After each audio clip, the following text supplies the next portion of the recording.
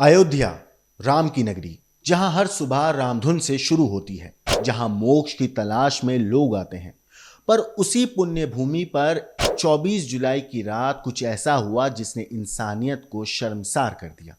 एक सवाल खड़ा कर दिया कि जब अपने ही पराये हो जाएं तब समाज किसके लिए बचेगा। 24 जुलाई की रात एक ई रिक्शा रात के अंधेरे में धीमे से आता है और उस फर्नीचर की दुकान के बाहर आकर रुक जाता है। रिक्शा से उतरती हैं दो महिलाएं और उनके साथ चादर में लिपटी हुई एक बुजुर्ग महिला, लाचार, कमजोर, शायद अपनी आखिरी सांसों से लड़ती हुई। उसे धीरे से जमीन पर लिटाती हैं वो औरतें। ना कोई बात करती हैं, ना सहारा देती हैं, और फिर ई रिक्शा में बैठकर चली जाती हैं, गायब हो जाती हैं अंधेरे में।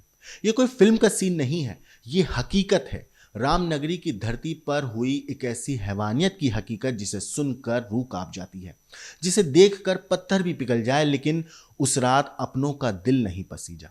ये घटना किशुनदासपुर की है, अयोध्या कोतवाली के अंतर्गत आने वाला एक शांत ग्रामीण इलाका। लेकिन 24 जुलाई की रात ये इलाका एक अमानवीयता का मुख गवाह बनकर रह गया। एक लाचार बुजुर्ग महिला, जिसे शायद अब तक उसके अपने नाम से बुलाते होंगे, जिस महिला ने शायद अच्छा बुरा वक्त देखा होगा, जिसका एक शायद भरा बुरा परिवार होगा, मगर उसे घर के कूड़े की तरह समझकर बेसुध हाल में सड़क किनारे वो महिलाएं छोड़कर चली गईं। सीसीटीवी कैमरे ने जो दर्ज किया वो कोई छोटी सी चूक नहीं है, एक अपराध है, एक क्रूरता है और एक सवाल भी है। क्या ये वही अयोध्या है जो प्रेम, सेवा और त्याग की नगरी कहलाती है? रिकॉर्ड हुए फुटेज में दिख रही वो महिलाएं कौन है? वो ई रिक्शा का ड्राइवर कहां है जिसकी लाइट ने कैमरे को चकमा दे दिया? क्यों इस बुजुर्ग महिला को दूर दराज एक सुनसान फर्नीचर की दुकान के बाहर ये महिलाएं छोड़कर बेसुध हाल में चली जाती हैं? और सबसे अहम, क्या मरने से पहले उस महिला ने अपनी पहचान बताई दुनिया को? सोचिए, एक महिला को इतनी बेरहमी से, दर्दनाक तरीके से घर का कूड़े की तरह सड़क किनारे छोड़कर चली गई औरतें।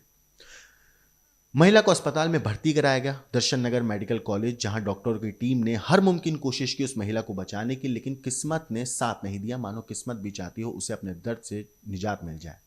8 घंटे के संघर्ष के बाद महिला दुनिया को छोड़ गई, बिना कोई नाम बताए, बिना कोई शब्द बोले। मगर कहानी यहीं खत्म नहीं होती, क्योंकि ये तो शुरुआत है अब एक खोज की।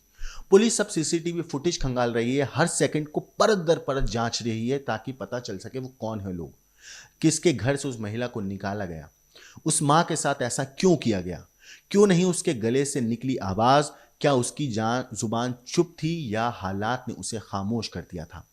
वो कारीगर सोचिए जिसने पानी पिलाया था आखिरी बार उस महिला को, वो घाव जो उसके गले से सड़ंद बनकर बह रहा था, वो आंखें जो बस किसी को टुकुर टुकुर देखती रही।